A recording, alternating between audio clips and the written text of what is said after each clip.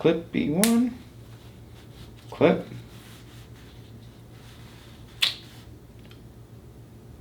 Oh my goodness.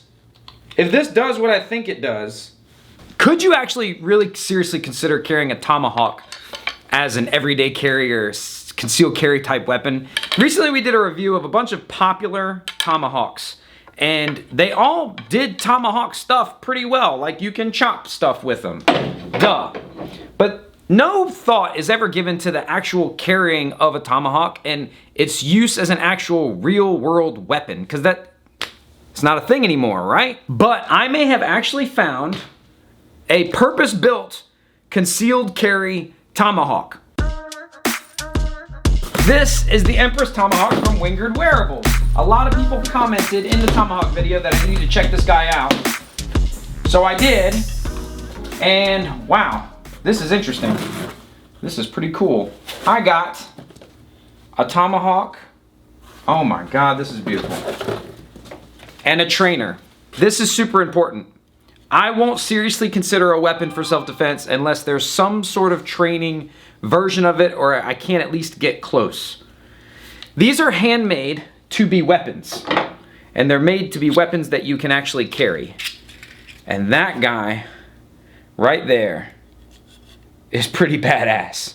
The guy from Empress is amazing. He's really cool. He's like a cool uncle. He's got kind of a Mick Foley type of vibe, and he has a YouTube channel. I'll link it down below. And I watched his YouTube channel, and it made me have to buy one of these because he's so cool. And he wrote me, he sent a little explanation of the Empress and a handwritten note. He intended this to be a weapon, which makes it not a tool. This is not meant to.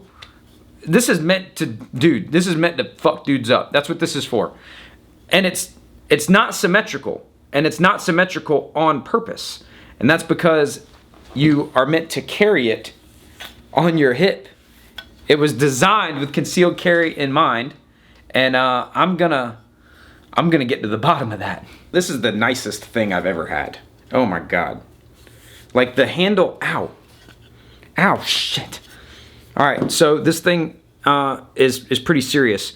What I like about this, to start with, is it doesn't have the beard that the other stuff has. These were getting stuck. Also, it's super light. This is really lightweight, and you might be like, but I want a big heavy tomahawk. You don't need a big heavy tomahawk to put it in a person. This, you just whack, whack, whack a dude, but if you want to like dig into something, you've got that. And you could probably use this for light duty. He's got an actual full explanation from his end on his channel that I suggest you go check out. But the feeling of this, like it's just so nice. When I hold it right next to the Fast Hawk, like it's infinitely quicker and faster than the Fast Hawk. Erroneously named Fast Hawk. No, I love the Fast Hawk. If I was gonna really like wreck, if I wanted to punch holes in a car door, I'd probably use this. If I wanted to punch holes in a bad guy, I'm thinking that this is it. But the Tomahawk is obviously very cool. Whew, that hook looks mean. But the carry system, it came with this contraption, which I did not pay attention to as I was pulling it out. It goes like that and like that. And that's it. That's the carry system. And then it's got these like alligator clips. So let's see what that'd be like. It is designed to be worn in here. Right? And it's kind of curved to go around your hip. And it still leaves some room. So if you were a less skinny dude, you would fit in there. But if this does what I think it does, which solves the issue of how to conceal carry and draw a tomahawk, if this solves that, what? So if I grab here, which that's a blade though. If I grab here, what I think happens, because these are clipped to my shorts, and now this is just, I'm in like athletic shorts and I haven't really set it up. But I think what is about to happen is when I pull this out, these stay on my shorts and the tomahawk comes out in my hand. Oh!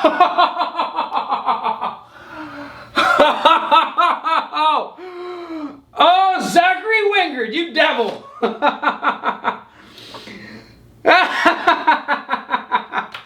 That is ingenious. And the holster sheath, I guess, stays with me. And now you probably have a little bit of a time putting it back. You know, reholstering quickly is not really super high on my list of priorities. Getting it out quickly and being able to carry it is. But actually that wasn't hard. Bro, we have a concealed carry tomahawk. I have a concealed carry tomahawk. So like you carry it down your pants and watch when you pull it out, there's the stay on there. You got this. Don't do that. That's not funny. I know that you think like, don't play like that. Okay. Stab this. Let me stab this box. This is my Christmas tree. No, let me do it. No, it's not. It's not for that. Oh, what is it for? People. I figured out something pretty interesting when comparing it to this SOG Fast Talk. This thing is heavier and probably more durable. And if you do happen to get it in there really good, let me try to stick it. When it gets stuck in there really good, it's stuck in there really good. We have this kind of stuff here, which makes it a good tool for chopping wood, but not for chopping faces. Whereas with this guy here, this thing, when you sink it into something like this, it bites in like a knife. And because of that shape, it never gets stuck in there. No matter how hard I try to snag it, there's nothing to snag. Now, if you did reverse right here like this, that would probably cause problems, but then he's probably got bigger problems. This thing right here, I can hit stuff like this, which this has more in common with a man than a piece of wood does. You know, this, oh my goodness. That's pretty mean. And the other big problem with this and things like this is there's no elegant way to carry it like this has, which I know that there's like the belt holster / molly webbing holster thing for this. I have it. It's really bulky and it's only left-handed. It sucks. This is the only tomahawk in this class that I know of that's designed with this type of carry method and is actually meant to be a weapon. Not a tool, but a weapon. An actual, real weapon that you would actually use that would be an effective, oh my God. Oh, this thing is so cool. And just look at it. Just look at that thing. I like archery targets for this sort of stuff because they're inexpensive, they're lightweight, and they don't tear my stuff up, which is, with this one in particular, I definitely don't want to tear this guy up. It's just too pretty and I love it too much. So I like stuff like this, and yeah, they tear up and they don't last forever, but then you just go get another one. This thing as a weapon is unparalleled in the tomahawk world. Even its downside, which is that it's light, will let me snap this thing out there in a way that a heavier tool type of tomahawk or axe wouldn't let me do. And you might think, well, but a big heavier one, you can like slam that thing in there and really, you know, bury it in somebody. That's not always really necessary if we're talking about a weapon for using on a very fragile person. If we talk about defanging the snake, you know, we're out there hitting hands, right? If I have a heavy one that can do a lot of damage, it also requires a lot more energy and time to get it started. Whereas this one, I could flick this and put a pretty good hurting on somebody real fast without any telegraph, without any load. And whether that's the hands or the face or the legs, you know, getting this thing out there quick at this sort of range is important. And then what I found is if you end up tied up, you can't really like slam a big decapitating blow with it anyway. So being able to get it in there quick is more important to me than having it be heavy if I'm talking about using it on a fleshy target. Now, as far as, that was close. That was real close. Yikes. So, be mindful and careful of this. But as far as like this as a weapon, it definitely is that. Now, whether that's practical or necessary, who knows? But, right?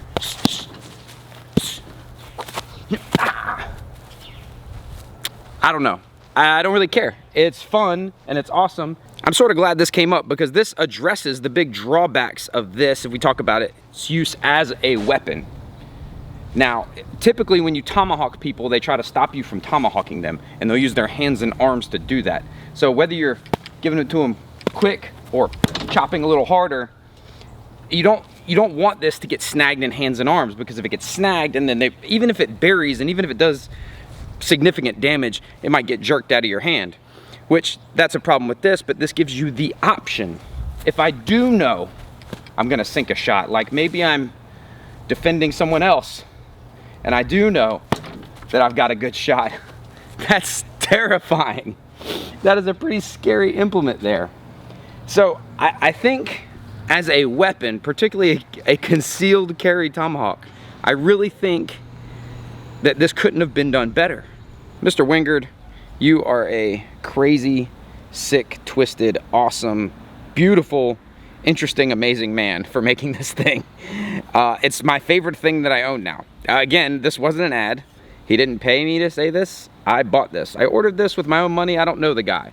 But when I see people make cool shit, I think that they deserve some recognition for said cool shit. So I will put a link down in the description below to Wingard Wearables. I can't say that it's practical or sensible to seriously consider concealed carrying a tomahawk for self-defense. What I'm saying is that if you're gonna, this is it. And besides that, it's just cool. Everything doesn't have to be practical and real world for the streets applicable, but this still is that. This occupies a really, really strange niche. Mr. Wingard there spent so much time wondering if he could build it. He never stopped and asked if he should, but I'm glad he did.